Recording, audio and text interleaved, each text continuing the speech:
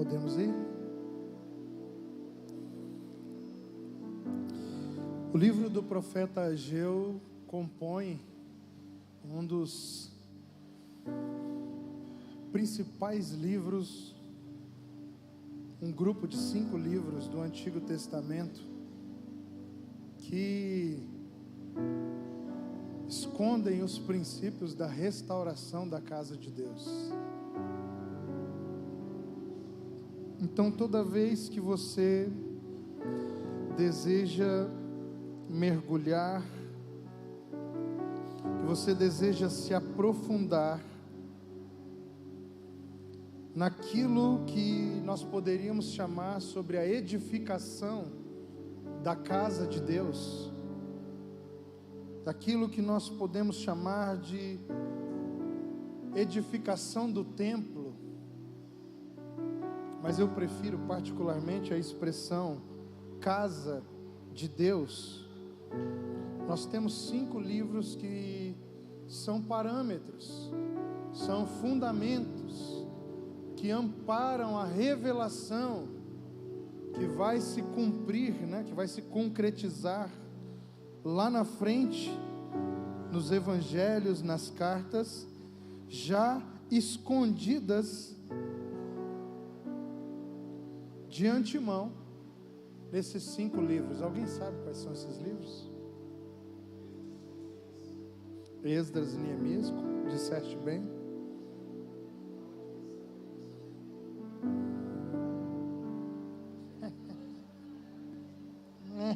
Engraçadinho. Alguém mais? Fala aí, irmão. Quais são os 5 livros que falam sobre a edificação da casa de Deus no Antigo Testamento?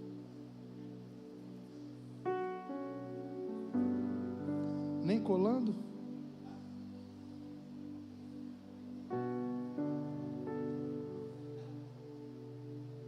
E aí, fala, tecladista.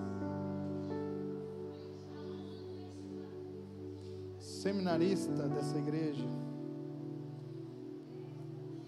Esdras. Vamos contar Esdras, faltam 4.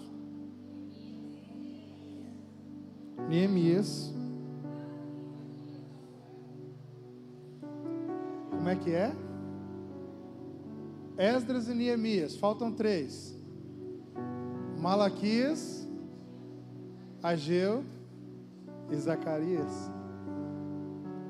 Então, Esdras, Neemias, Ageu, Zacarias e Malaquias. Amém?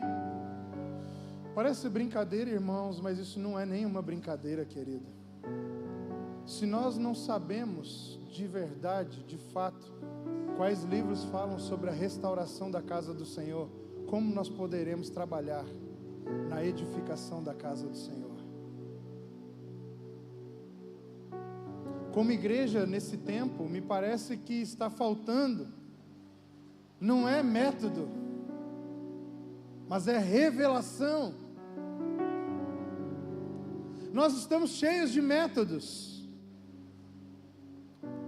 Nós temos método para qualquer coisa na vida da igreja, método de adoração, como formar uma equipe de música, de dança, como formar líderes de adoração. Nós temos métodos sobre como discipular, como mentorear pastores. Nós temos métodos das maiores possibilidades que já se viu na história. Mas então o que é que está faltando para a restauração da casa de Deus? Revelação. E se nós, irmãos, nem sequer sabemos enquanto informação, conhecimento, quais são os livros onde essas revelações estão escondidas, como nós poderemos ruminar, meditar, investigar a palavra, para que os princípios pelos quais a igreja será restaurada, edificada, como nós poderemos encontrar? Então escute isso. se você não entender nada do que eu vou falar daqui em diante, no mínimo, você precisa sair daqui com uma consciência. Tudo que diz respeito à edificação da casa de Deus já estava escondido nesses 5 livros que falam sobre a restauração da casa de Deus. Eles pensavam, pastor Isaías, que o que estava sendo escrito aqui era apenas sobre a forma como, quando eles voltaram do exílio babilônico, como eles deveriam proceder para reconstruir o templo que estava em ruínas. Mas mal sabiam eles que na verdade eles estavam recebendo e escondendo, por meio de uma profunda revelação, os princípios que seriam usados para que a casa eterna do Senhor fosse edificada, a saber, a sua igreja. É no livro de Ageu, junto com essas outras 4 obras incríveis, que nós vamos encontrar o consolo profético, a exortação profética, quando agora o templo estava de pé, tudo havia sido concluído, mas os antigos homens que estão testemunhando aquela simplicidade ali presente, eles estão entristecidos, porque para eles é menos surpreendente o que Deus restaurou de como era no início. E é nesse contexto que o profeta vai dizer que a glória da segunda casa será maior do que a primeira.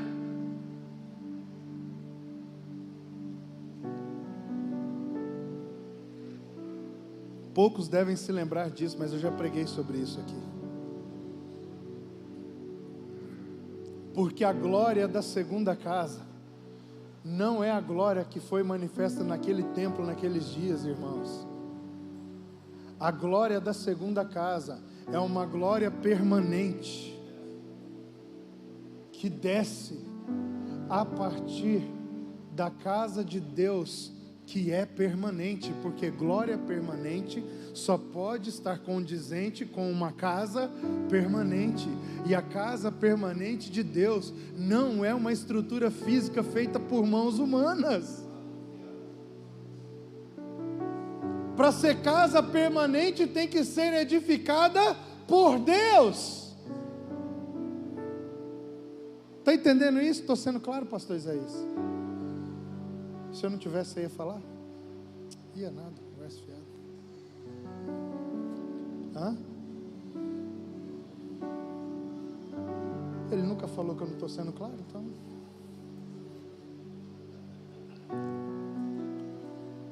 Você está entendendo isso, irmãos? Não tem como ter glória permanente numa casa passageira. E a glória da segunda casa, que será maior do que a primeira, era um apontamento profético para uma casa que seria inaugurada pelo carpinteiro de Nazaré. E não por aqueles homens naqueles dias, por meio de uma construção feita de matéria que é perecível. Oh, meu Deus! A glória da segunda casa é maior, porque ela esconde em vasos de barro um tesouro imperecível. Uau! Você está entendendo isso? Então, irmãos, eu preciso provocar o seu entendimento para a gente ir para a palavra. Quando nós olhamos para esses 5 livros que tratam da restauração do templo, quando o povo volta do exílio da Babilônia, eles não estão profetizando sobre aquele tempo, eles não entenderam completamente aquilo que eles estavam anunciando. Deus estava usando o anseio e a esperança do coração deles para aquela casa, sem que eles percebessem que o Espírito que os estava fazendo profetizar não estava olhando para aquela casa, mas para uma que seria edificada 400 anos depois dali, a verdadeira casa de Deus. Então, eu preciso que você me dê um sim. Você está compreendendo que esses livros falam sobre a restauração do templo de Jerusalém, na volta do exílio babilônico, mas na verdade eles estavam acertando a edificação da igreja do Senhor que aconteceria lá na frente? Eles voltam, pastor Isaías, em 3 jornadas. A primeira com Zorobabel e Josué, o sacerdote. E o que eles fazem? Se você ler Esdras, você vai entender qual é a primeira movimentação que acontece ali. A primeira movimentação é uma movimentação que começa pela restauração do altar. Antes de edificar o templo, é preciso restaurar o altar de Deus que está em ruínas. Então a Bíblia diz, pastor Isaías, em Esdras, até o capítulo 5, quais são os desafios necessários para que o altar seja restaurado e para que as bases do templo sejam estabelecidas. Só que em meio a isso, quando eles começam a adorar o Senhor naquele altar e colocar as bases do templo e vão começar agora a restauração da estrutura exterior, os inimigos, aproveitando-se daquele tempo de fragilidade, os povos vizinhos começam a invadir Jerusalém e eles paralisam a obra. É em Ageu que nós vamos encontrar a profecia de 15 anos depois. Por quê? Porque como os inimigos entraram, eles pararam a restauração da casa do Senhor e foram resistir aos inimigos, e eles venceram. Mas depois de vencerem os inimigos, sobre aquela pressão, porque eles estavam ansiosos e aflitos em uma cidade que precisava ser restaurada, recém-libertados de um cativeiro que dura 70 anos, longe da sua pátria, mas agora com um coração devoto ao Senhor. Havia devoção naqueles homens, amém? Amém, irmãos? Meu Deus. Havia devoção ali, porque durante o cativeiro eles haviam sido purificados, havia um espírito agora de restauração da sua terra, mas como os inimigos vêm e começam a persegui-los, isso faz com que eles se distraiam. Você sabe o que acontece, Rafa? Claro que você sabe o que acontece. 15 anos se passam e eles deixam a obra da casa do Senhor parada apenas nas bases. E sabe o que eles vão fazer, pastor Isaías? Cada um construir a sua própria casa. E é aí que Ageu aparece dizendo: ei, quê? Enquanto vocês estão aí morando em casas de fino acabamento, enquanto vocês estão com as suas casas ornamentadas, a minha casa permanece em ruínas, diz o Senhor. Ageu aparece trazendo um peso de uma palavra profética que coloca aqueles homens que são devotos, mas se distraíram. Isso te lembra alguma coisa? Aqui nessa comunidade, irmãos, muitos de nós temos devoção, mas tem anos que nos distraímos com algo que até justifica a nossa distração. houve algum impacto na nossa caminhada que fez com que a gente virasse alguns graus em outra direção, e nós nos aproveitamos disso para, mesmo tendo devoção, entrarmos numa zona de conforto. Irmão, olha aqui para mim. A primeira coisa que revela um ambiente de distração é quando nós escolhemos mais o conforto, a comodidade, do que a vontade do Senhor. Pelo que você tem trabalhado nesses dias, querido?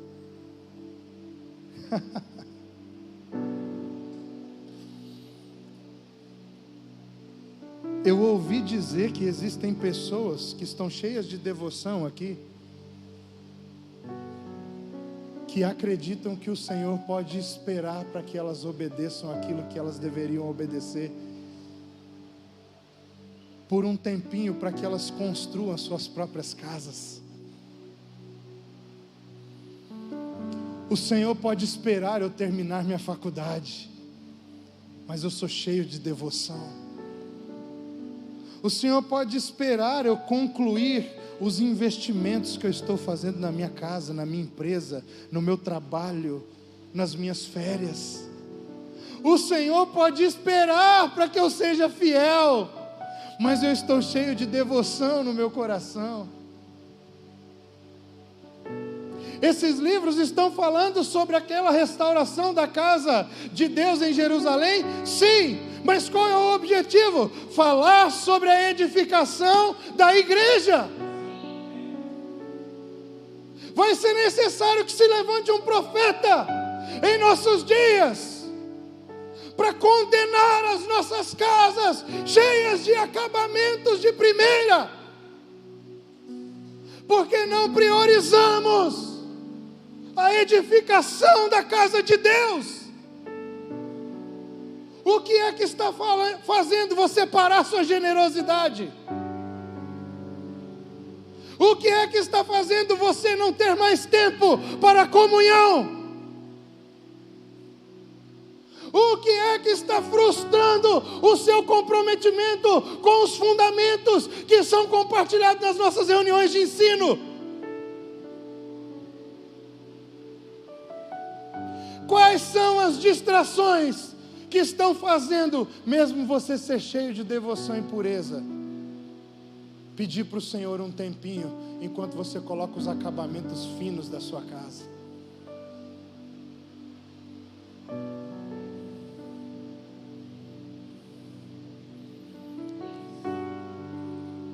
Vou falar uma coisa para você, André. Sabe como é a minha vida há muitos anos?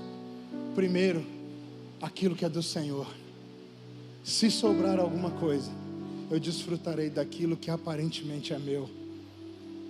Eu estou falando aqui, eu tenho autoridade para falar, meu irmão, porque isso tem custado não só os meus recursos financeiros, porque isso é superficial. Isso tem custado a minha vida, da minha casa, da minha família, dos meus filhos.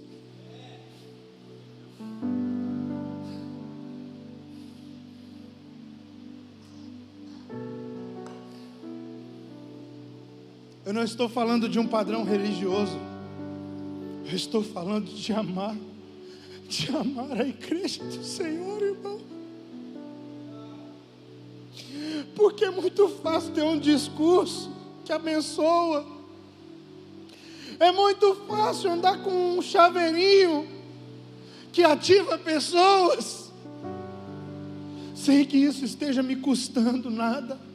Enquanto a casa do Senhor, tudo que tem é apenas o altar, mas as paredes do templo ainda não foram edificadas. Por quê, Ada? Porque o que nós estamos construindo não é para nós, é para Ele habitar eternamente. Cara, enquanto essa obra não acabar, o Senhor não virá para habitar plenamente, porque Ele está construindo, por meio de homens e mulheres que estão comprometidos com a sua causa, um lugar para Ele descer e permanecer ali.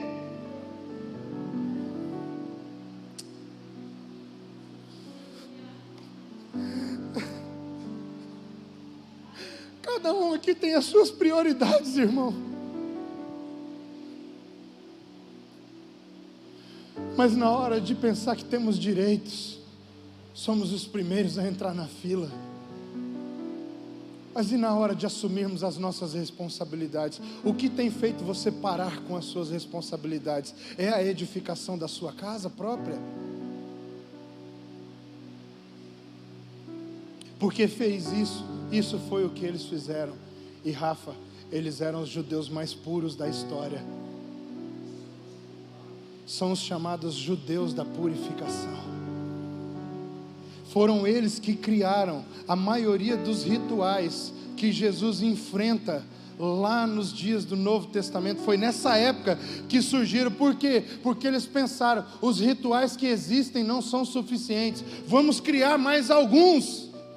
Vamos criar a purificação por meio das talhas de pedra, porque só as outras purificações não são suficientes. Vamos consagrar nossas famílias, não vamos aceitar casamento mais com estrangeiros, não vamos aceitar altares de deuses estranhos. Esses mesmos judeus pensaram mais na edificação das suas casas confortáveis do que na edificação da casa do Senhor.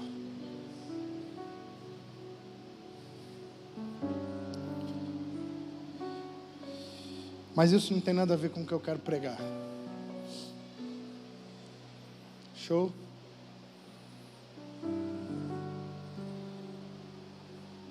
O que eu quero pregar está a partir do versículo 7 do capítulo 1. Achou que eu não ia ler a Bíblia, né? Ai, caiu do cavalo. Eu leio a Bíblia também, irmão. Daniel, Ageu veio e falou: a minha casa está em ruínas, enquanto a de vocês tem porcelanato. Que bonito! Querem voltar para o cativeiro? Aí o que eles fizeram? Porque eles eram judeus devotos, eles eram homens purificados. O que eles fizeram? Meu Deus, nos distraímos da casa do Senhor, deixamos a restauração apenas até o altar. O que aconteceu? Um comprometimento em massa, imediato. Todos os judeus daquela nação, eles se voltaram então para a casa do Senhor em arrependimento, em lágrimas. Eles jogaram, irmãos, poeira sobre as suas cabeças, começaram a jejuar. Todos abriram mão do que estavam fazendo e foram então concluir a restauração da casa do Senhor. A segunda leva vem com Esdras, liderada por Esdras. Você está me acompanhando aí? Então, pastor Isaías, a exortação de Ageu surtiu efeito. Cara, até o versículo 6 é a primeira exortação. Do 7 em diante já é uma palavra de encorajamento, Larissa. Irmão, às vezes eu sinto que se eu fosse Ageu, eu ia ter que escrever um livro inteiro de exortação. Mas só em 6 versículos, os irmãos a quem ele falava já se posicionaram. Alguns de nós aqui, irmãos, se tivéssemos versículos de exortação, o tempo que está demorando para assumirmos uma posição, já teria dado uma Bíblia inteira. E não daria para o profeta ter chegado na parte de encorajamento. 6 versículos e eles transicionam. Entre o versículo 6 e o 7 tem 15 anos de espera.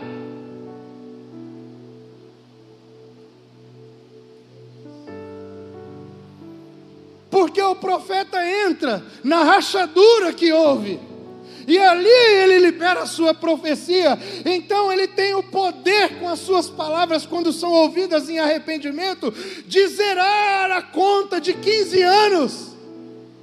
Então não é que existe um tempo, de fato, cronológico, entre os 6 e os 7. É que o profeta entra do 1 ao 6, nos 15 anos e rebobina a fita.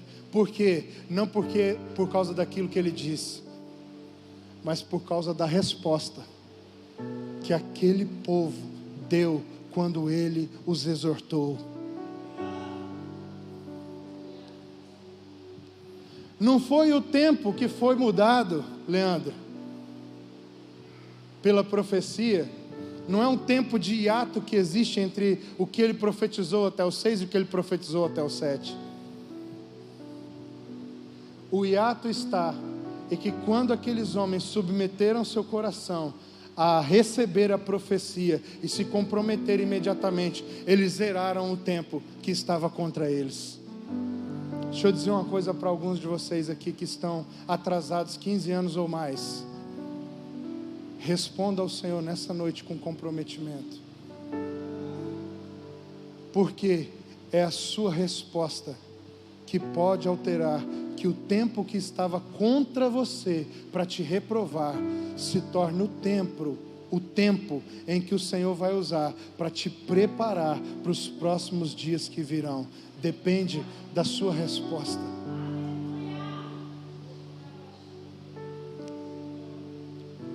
Então eles se achegam. Eu imagino um movimento silencioso, Daniel. Quando Ageu profetiza, aqueles homens saindo das suas casas, humilhados, se reunindo ao redor do profeta. Então agora, instrui-nos. Como faremos para edificar a casa do Senhor? E é o que Ageu passa a falar do verso 7 em diante. Amém?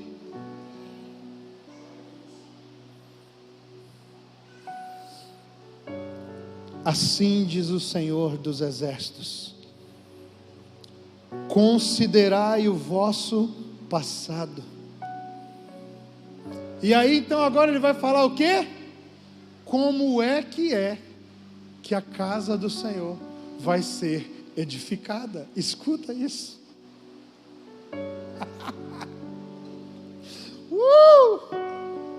Os homens saíram das casas, se reuniram ao redor do profeta, porque agora eles não interessam mais. Se for preciso derrubar minha casa para construir a casa do Senhor, nós queremos. Agora diga-nos, Ageu, como faremos para edificar a casa de Deus? Mas o que eles não sabiam, nem Ageu sabia, nem eles sabiam, é que o que ele falaria ali não era apenas para a edificação daquela casa, mas de uma casa eterna que surgiria anos depois. Ouça o que ele diz. Eu não vou falar sobre o verso 7, porque senão eu vou ficar a noite inteira aqui. Mas ele diz: considerai o vosso passado. Irmãos, preste atenção. Muitos de nós aqui estávamos todos desgraçados sem Deus. Muitos de nós, depois de termos encontrado Deus, ainda assim nos distraímos e envergonhamos a cruz pelo modo que vivemos nos últimos meses e anos. Então a primeira coisa que é utilizada para a edificação da casa de Deus é considerar o nosso passado. Primeiro, antes de dizer faça assim, ele diz: pense, olhe para a sua história, porque o jeito de edificar a casa do Senhor é se lembrando do que Deus tem feito a seu favor, do que Deus tem feito na sua casa.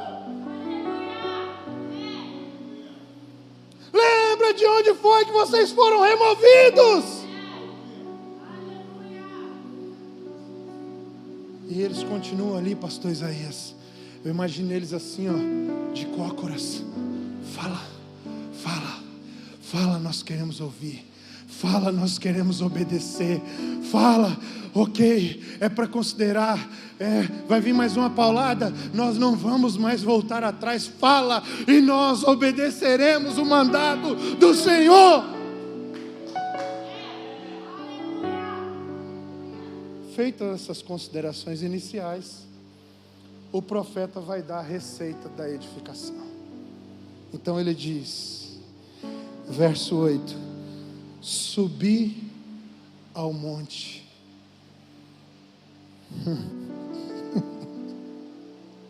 Isso é loucura, cara. Trazei madeira e edificai a casa. Quantos aqui conhecem um pouco a história do Antigo Testamento? Madeira é suficiente para edificar o templo, pastor Isaías? Você lembra os materiais que Davi juntou? Então tem alguma coisa errada, ou então o profeta não entendeu direito o que o Senhor estava falando com ele. Porque para edificar a casa de Deus, primeiro, Ele manda subir no monte, irmão. Por que Ele não mandou ir até a casa? Porque subir ao monte para eles tinha um significado espiritual. Ele estava mandando eles construir um prédio, e o jeito de começar era subindo o monte. É uma coisa que não bate, não faz sentido, é óbvio, porque ele estava falando de uma linguagem espiritual, irmãos. Para edificar a casa de Deus, é necessário subir o monte, estando no alto do monte, pegar a madeira, e depois de pegar a madeira, aí sim nós podemos edificar a casa. E ele diz: dela me alegrarei, agradarei e serei glorificado. Deus não foi glorificado naquela casa que eles edificaram. Só tem uma casa em que Deus foi glorificado e nela Ele se agradou. É uma casa que foi feita sobre um fundamento eterno chamado Cristo. Deus não pode morar em uma casa feita pelas mãos humanas. Por isso, para a edificação da casa do Senhor, primeiro eu subo o monte.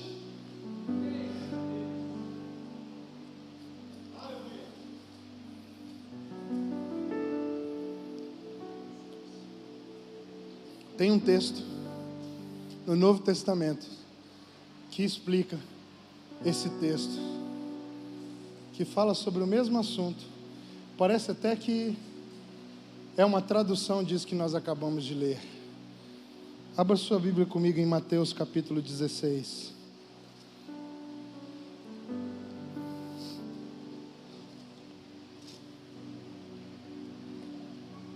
Eu estou louco, irmão, eu estou chapado, eu quero voar, eu quero sumir, eu quero enlouquecer.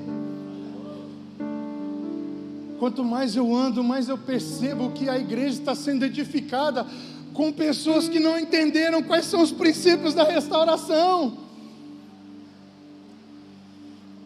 Jesus, em Mateus 16, tem um diálogo com os seus discípulos a partir do 13.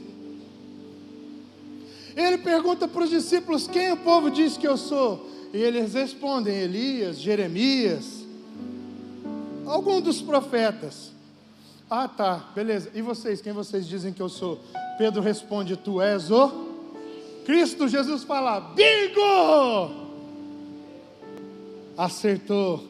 Era um código, viu, irmãos? Isso aqui é nas minhas viagens, quando eu leio a Bíblia. Eu acho que o pai e o filho, antes do filho encarnar, eles combinaram um código. Quando lá na terra, em algum momento, alguém falar: tu és o Cristo, Filho do Deus vivo, toma, sinal verde, chegou a hora de revelar o propósito. Por quê? Porque Jesus tem uma reação que dá a entender isso, porque ele diz: uau, não foi carne nem sangue que tu revelaram isso, mas o meu Pai que está no céu. Então também te digo que tu és, e sobre esta pedra sobre qual assunto Jesus está falando aqui? A edificação da sua. Sobre qual assunto Zacarias estava falando? Ageu estava falando? Sobre qual assunto Jesus está falando? Sobre qual assunto... Desculpa. Me empolguei.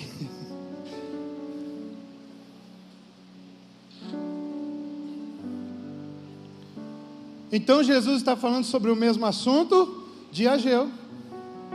Aí ele diz: olha, também te digo que tu és Pedro, sobre esta pedra edificarei a minha igreja, e as portas do inferno não prevalecerão contra ela. Dar-te-ei as chaves do reino, e o que ligares na terra terá sido ligado no céu. Qual é o assunto então que Jesus está falando? Vamos lá, gente.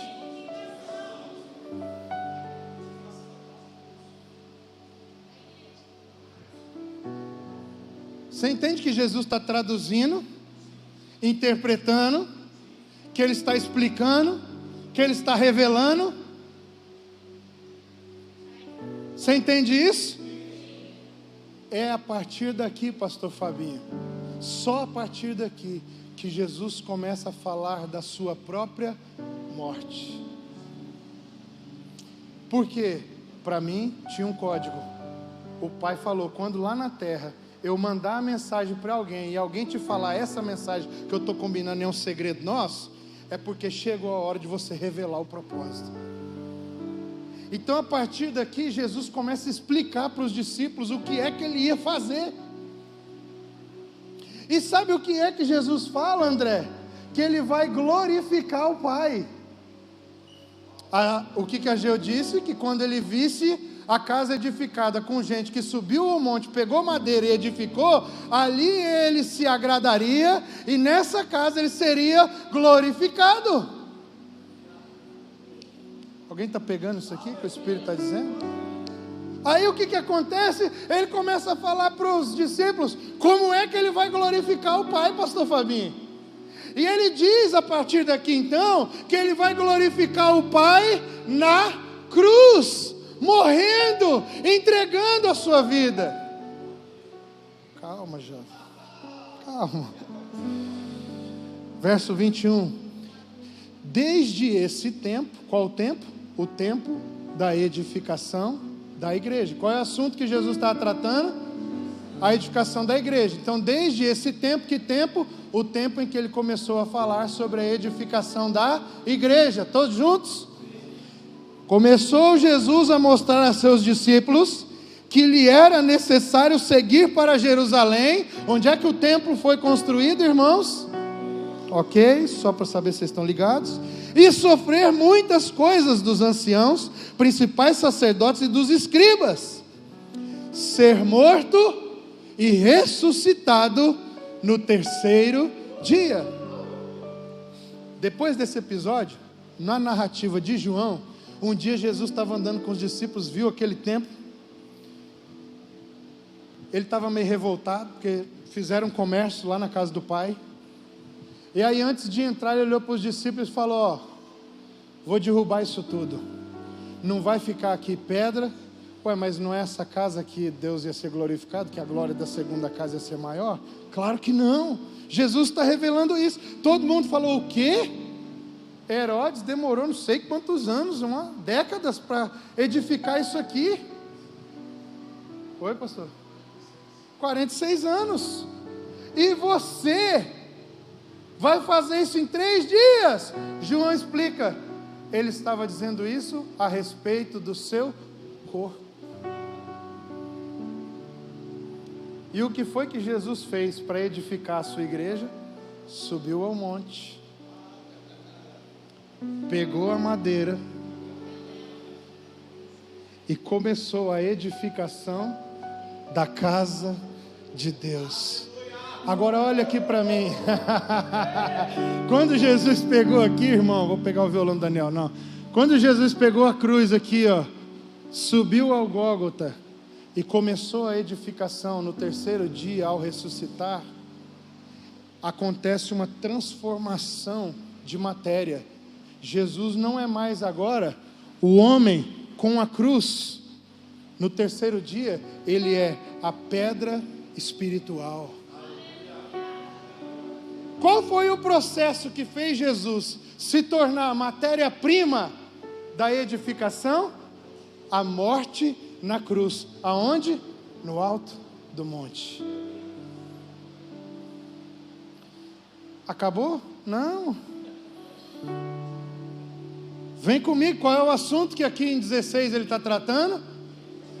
Então ele disse como a edificação ia começar. Como? Por uma pedra angular. Mas ele disse que ia parar aí? Não, porque a pedra só é o fundamento. Onde foi que a obra de Ageu tinha parado? no fundamento. Então Jesus só diz o seguinte: eu estou retomando aquilo que estava parado. Eu vou começar assumindo o lugar do fundamento como uma pedra eterna, como uma pedra espiritual. E é como se Jesus estivesse agora perguntando para o discípulo: alguém de vocês quer fazer parte disso? Alguém de vocês quer vir comigo? Alguém de vocês deseja me seguir? Eu estou viajando demais? Lê. Verso 24. Então disse Jesus a seus discípulos: se alguém quer vir após mim, a si mesmo se negue, tome a sua cruz e... porquanto quem quiser salvar a sua vida, perdê-la-á, e quem perder a vida por minha causa, pois o que aproveitará o homem?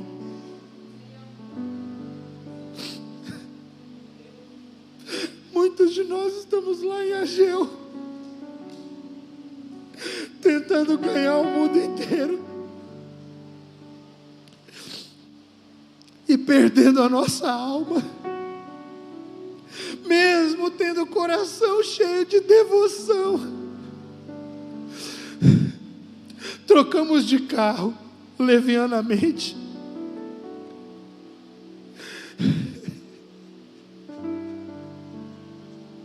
Oh, meu Deus. Porque o Filho do Homem há de vir na glória de seu Pai, com os seus anjos, e então retribuirá a cada um conforme as suas obras. Em verdade vos digo que alguns há dos que aqui se encontram, que de maneira nenhuma passarão pela morte, até que vejam vir o Filho do Homem no seu reino. Eu quero concluir, irmãos, não vou dar conta de pregar aquilo que estava no meu coração. Mas eu vivo em constante crises, porque a espiritualidade da igreja evangélica dos nossos dias, mesmo que o nosso discurso tenha mudado, em geral, a nossa prática não mudou, e nós continuamos servindo ao Senhor para construirmos as nossas próprias casas pessoais. Mas se há alguém aqui hoje que deseja cooperar com a edificação da casa de Deus, negue-se a si mesmo, tome a sua cruz e siga o crucificado. Porque qual é o processo químico espiritual pelo qual o homem carnal se tornou a pedra viva? A crucificação. A crucificação fez um santo homem de Deus se tornar a pedra eterna, angular da sua edificação. Então o que é que Jesus estava dizendo para os seus discípulos, pastor Isaías? Vocês querem cooperar na edificação da minha casa? Subam ao monte e tragam madeira. Mas eu quero concluir isso aqui, mostrando para você visualizar e não esquecer nunca mais o que é pegar madeira.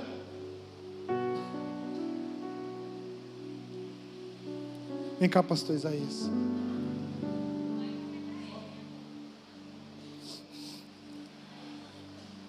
Fica ali, por favor. Acho que peguei o cara errado. Levanta o braço. Isso aqui é a cruz de Cristo, irmão. Tranquilo? Aí o que Jesus falou? Vou edificar a minha igreja. Dá uma olhada como é que eu vou edificar a minha igreja. Ele pegou a cruz aqui, ó. Pegou a cruz, subiu ao monte e nela ele foi pendurado. Ele falou que ele ia fazer isso. Aqui ele ainda não fez, mas ele disse que ia fazer. Sim ou não, Rafa? Aí ele olhou para os discípulos e falou: vocês entenderam? Alguém de vocês quer vir comigo? Quer fazer aquilo que eu vou fazer, que é edificar a minha igreja? Vocês querem trabalhar na edificação da minha igreja? Então tomem a cruz de vocês e sigam-me até o monte. Jesus não estava falando para aquele que quer segui-lo se preocupar em ser salvo. Jesus estava dizendo para que quem está salvo porque decidiu segui-lo e deseja agora ser achado fiel em suas obras, que precisa tomar a sua cruz, e a exemplo daquilo que o Mestre fez, viver uma vida crucificada por Ele. E o próximo? E o próximo que vem depois? Porque assim vão surgindo pedras espirituais dessa construção. Nós não vamos edificar a igreja tentando salvar as nossas vidas, meu irmão. Nós só vamos participar da edificação se nos tornarmos pedras vivas dessa obra. E para nos tornarmos pedras vivas, é necessário estar disposto a viver uma vida crucificada. Já não vivo, mas eu, mas Cristo vive em mim. Sabe por que a igreja está como está, Rafa? Porque tem um monte de gente, pastores, líderes trabalhando na edificação, que nem mesmo tiveram as suas próprias vidas crucificadas, formando agora uma comunidade de pedintes, que tudo o que querem é tirar o ouro da casa de Deus e colocarem nas paredes de suas próprias casas, é arrancarem o piso da casa do Senhor e levarem para suas casas ficarem bonitas. Só vai haver edificação, pastor Josa, quando o Senhor encontrar homens e mulheres que queiram subir ao monte com a sua cruz, vivendo uma vida de abnegação, renúncia e crucificação, para que Ele viva, para que Ele se revele, para que Ele se manifeste. Por quê? Porque uma coisa só importa na casa de Deus, é que Ele se agrade da obra e nela Ele seja glorificado. E só tem uma matéria-prima na face da terra que na construção pode ser usada, que produz glória a Deus, é se a casa for construída de Cristo. Então, se nós não estivermos vivendo uma vida de cruz, não nos colocaremos na obra com o DNA de Jesus Cristo.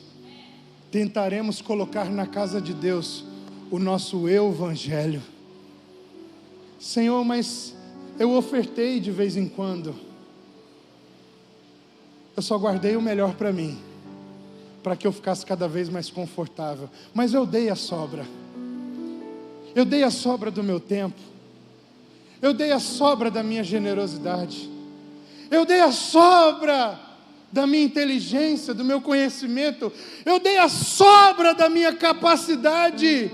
Eu dei a sobra dos meus dons. Eu dei a sobra do meu coração.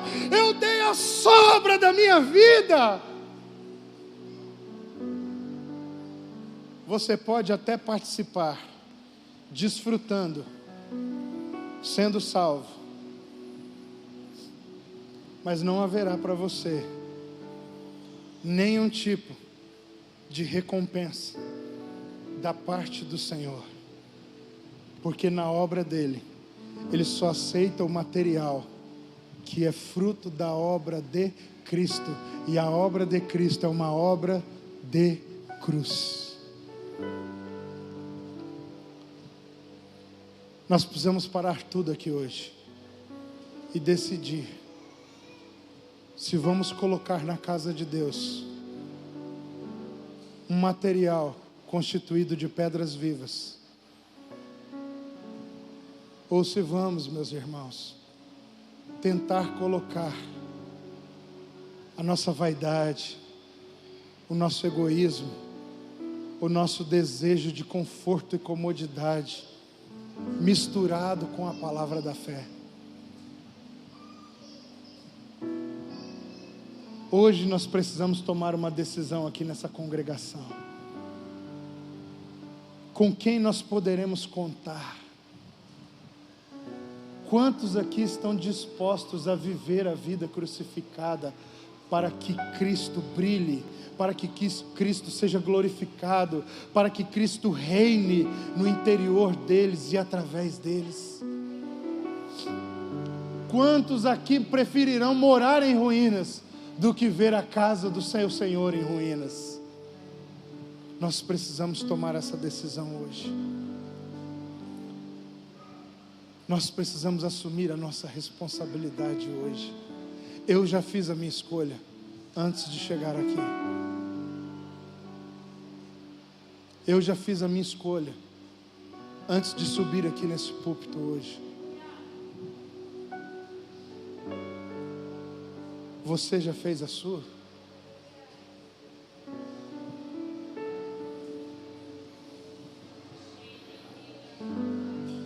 Aqui não tem homens, irmãos, pensando quantos outdoors levarão o seu rosto. Aqui tem homens pensando onde estão os cravos e o madeiro. Aqui tem homens, irmãos, que vão decidir amar o seu irmão, que vão decidir perdoar os seus irmãos, homens que vão decidir entesourar os seus irmãos, homens que não aceitarão picuinha, difamação, que não aceitarão maledicência, que não aceitarão a mesquinharia, a avareza, que não aceitarão o pecado.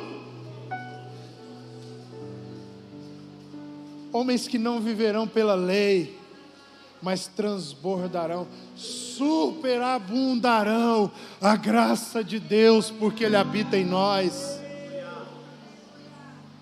Homens que não se valerão de performance exterior, que não se basearão em mérito humano, homens que viverão para a glória do seu Senhor, ainda que isso custe o anonimato total até o fim de suas vidas.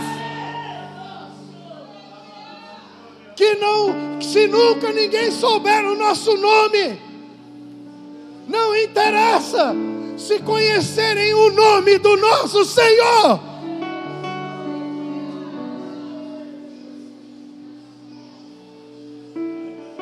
Só é possível edificar a casa de Deus com homens que estão com suas vidas crucificadas.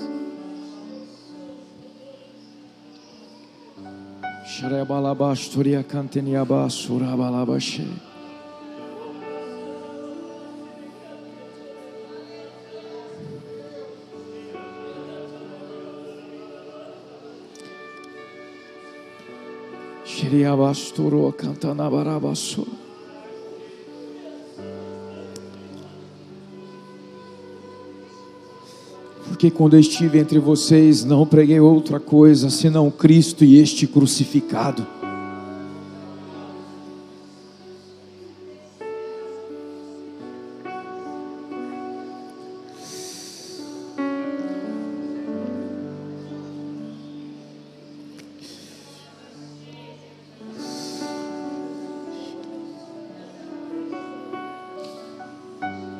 Nós estamos sendo chamados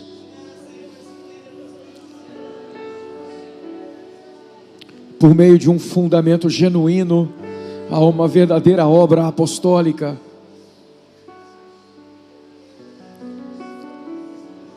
E neste ano você está falando muitas vezes sobre isso conosco.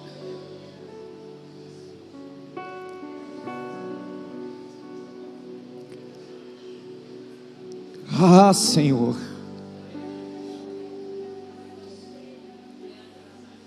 encontra nesta casa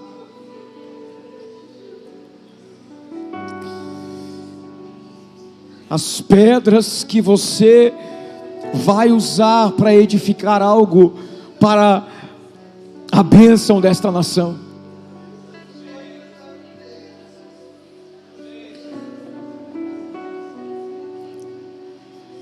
Nós não queremos, Senhor, tropeçar nas nossas expectativas, nos juntando a esta construção, trazendo carne. A carne precisa estar crucificada. Se existe em nós alguma expectativa, se olharmos para essa construção, sonhamos nos tornar alguma coisa, isto precisa ter fim hoje. Isso precisa ter fim hoje.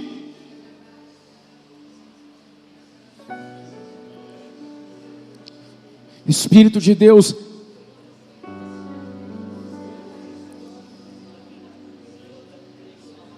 que essa noite tenha aroma fúnebre,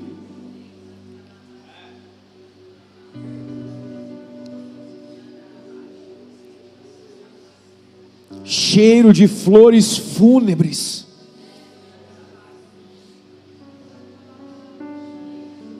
porque nós não podemos, com a nossa vida preservada, edificar coisa alguma. Encontra aqui nesta casa gente de vida crucificada.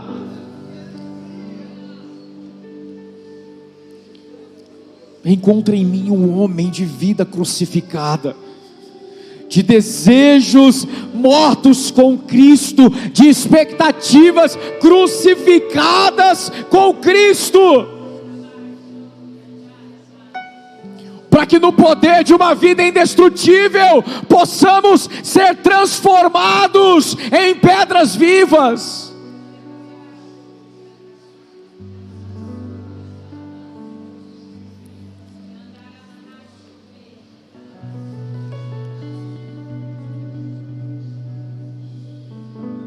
Vasculhe os corações aqui nessa noite, Espírito.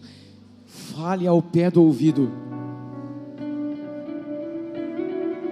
Sonda o íntimo, porque ainda há muita relutância.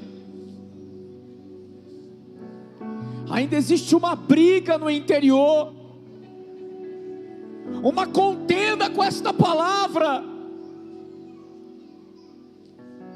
Há alguns aqui que estão contendendo com esta palavra, Senhor.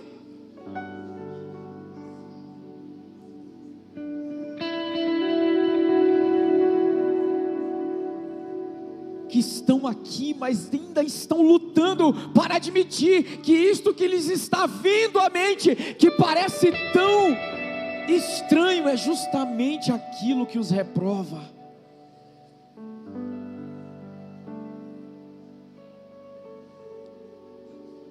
Veio a nós a palavra do Senhor dizendo: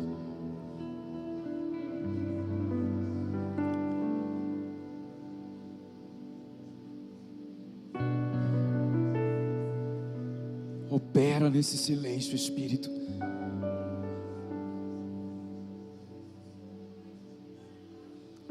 Porque essa é uma jornada que nós não podemos nos negar a fazer.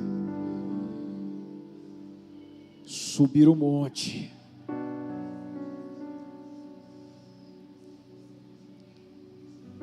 pegar madeira,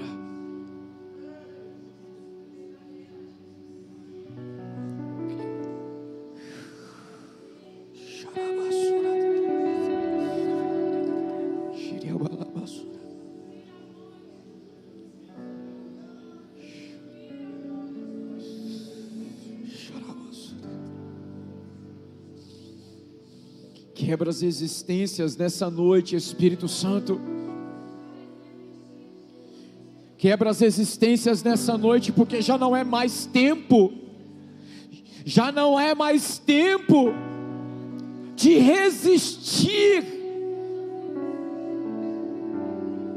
Não serão necessários textos gigantescos. Nós queremos ser destes que com 6 repreensões se põem de joelhos.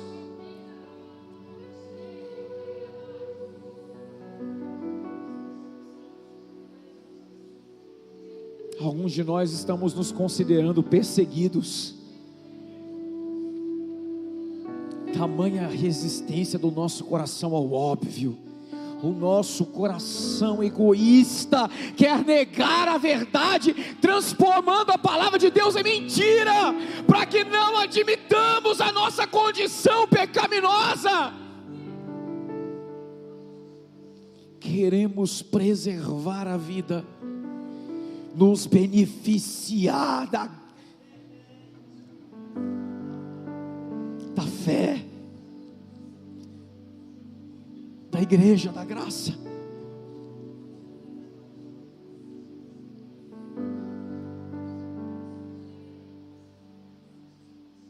Ah, Senhor, quebra dentro de nós. Quebra dentro de nós em nome do Senhor Jesus.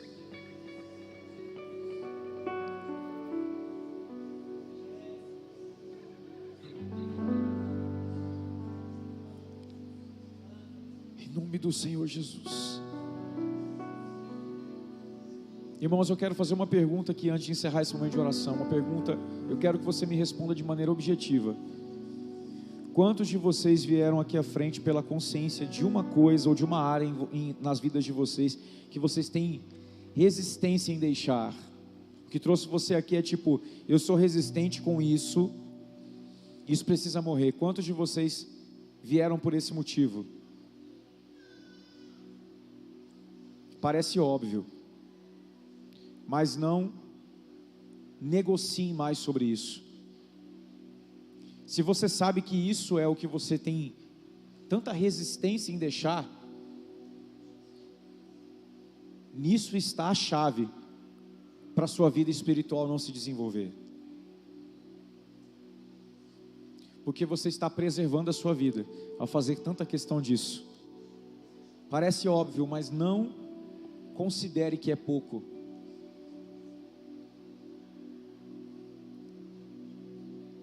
E quantos vieram à frente conscientes de que precisam se comprometer mais?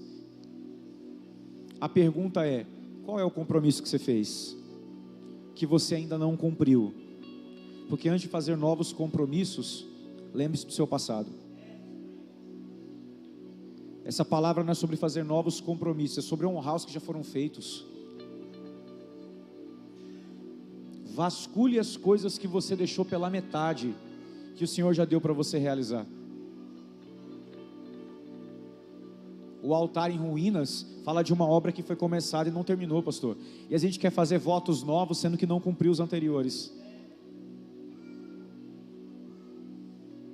E por último, quem foram as pessoas que vieram aqui por causa de uma vocação? Levanta a mão bem alto, você precisa ser visto.